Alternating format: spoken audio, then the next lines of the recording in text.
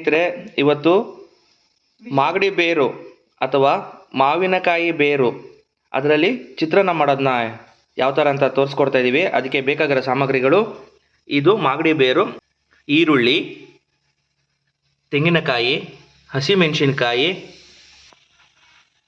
ಕೊತ್ತಂಬರಿ ಸೊಪ್ಪು, ಕಡಲೆಬೀಜ, ಜೀರಿಗೆ, ಸಾಸಿವೆ, ಕರಿಬೇವು, ಉಪ್ಪು, ನಿಂಬೆಹಣ್ಣು ಮತ್ತು ಅರಿಶಿಣದ ಪುಡಿ.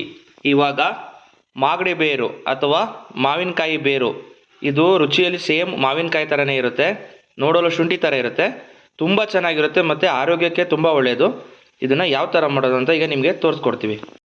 ಸ್ಟವ್ ಮೇಲೆ ಬಾಣಲಿ ಇಟ್ಟಿದ್ದೀನಿ, ಸ್ವಲ್ಪ ಎಣ್ಣೆ ಹಾಕೋಣ. ಈಗ ಎಣ್ಣೆ ಸ್ವಲ್ಪ ಬಿಸಿ ಆದ ನಂತರ ಅದಕ್ಕೆ ಸಾಸಿವೆ ಮತ್ತು ಜೀರಿಗೆ ಹಾಕೊಳ್ಳೋಣ,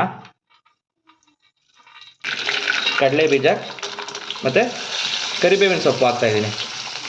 ಇದು ಜಾಸ್ತಿ ಸಿಹಿಯೋದು ಬೇಡ, ಕಡಲೆಬೀಜ ಸ್ವಲ್ಪ ಫ್ರೈ ಆದ ನಂತರ ಈ ಥರ, ಜಾಸ್ತಿ ಬೇಡ, ಫ್ರೈ ಆಗ್ತಾ ಇದೆ. ಅದಕ್ಕೆ ಇವಾಗ ನೋಡಿ ಕಡಲೆಬೀಜ ಎಲ್ಲ ಕಲರ್ ಚೇಂಜ್ ಆಯಿತು. ಆವಾಗ ಹಸಿಮೆಣಸಿನ್ಕಾಯಿ ಮತ್ತು ಈರುಳ್ಳಿ ಹಾಕೊಳ್ಳೋಣ. ಇವಾಗ ಇದಕ್ಕೆ ಸ್ವಲ್ಪ ಅರಿಶಿಣದ ಪುಡಿ, ನಂತರ ಸ್ವಲ್ಪ ರುಚಿಗೆ ತಕ್ಕಷ್ಟು ಉಪ್ಪು. ಈರುಳ್ಳಿ ಕೂಡ ಬೇಗ ಫ್ರೈ ಆಗುತ್ತೆ, ನಿಮಗೆ ರುಚಿಗೆ ಎಷ್ಟು ಬೇಕಷ್ಟು ಉಪ್ಪು ಹಾಕೊಳ್ಳಿ, ಆಮೇಲೆ ಬೇಕಾದರೆ ನೋಡಿ ಹಾಕೋಬೋದು.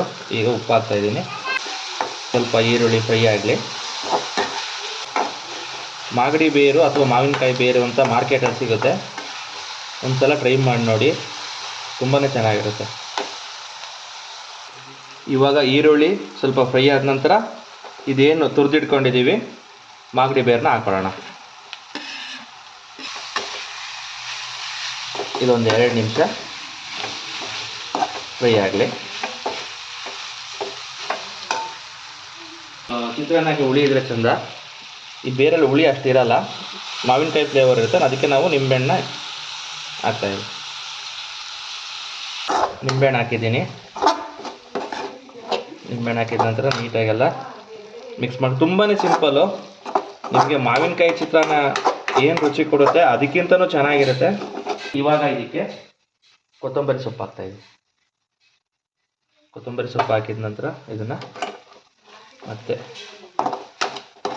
ಮಿಕ್ಸ್ ಮಾಡಿ ಫೈನಲ್ ಆಗಿ ಇದನ್ನು ಸ್ವಲ್ಪ ತೆಂಗಿನಕಾಯಿ ಹಾಕೋಣ.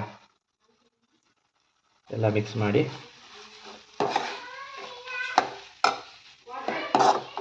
ಒಂದು 2 ನಿಮಿಷ ಬಿಸಿ ಆದರೆ ಮಾಗಡಿ ಬೇರು ಅಥವಾ ಮಾವಿನಕಾಯಿ ಬೇರಿನ ಚಿತ್ರಾನ್ನ ರೆಡಿ ಆಗುತ್ತೆ. ಅನ್ನದ ಜೊತೆ ಇದನ್ನು ಮಿಕ್ಸ್ ಮಾಡಿಕೊಂಡು ಟೇಸ್ಟ್ ಮಾಡಿ ನೋಡಿ. ಮಾಗಡಿ ಬೇರಿನ ಚಿತ್ರಾನ್ನ ರೆಡಿಯಾಗಿದೆ. ನೀವು ನಿಮ್ಮ ಮನೇಲಿ ಟ್ರೈ ಮಾಡಿ. ಈ ರೆಸಿಪಿ ಇಷ್ಟ ಆದಲ್ಲಿ ನಮ್ಮ ಚಾನಲ್ನ ಸಬ್ಸ್ಕ್ರೈಬ್ ಮಾಡಿ ಮತ್ತು ಲೈಕ್ ಮಾಡಿ, ಶೇರ್ ಮಾಡಿ.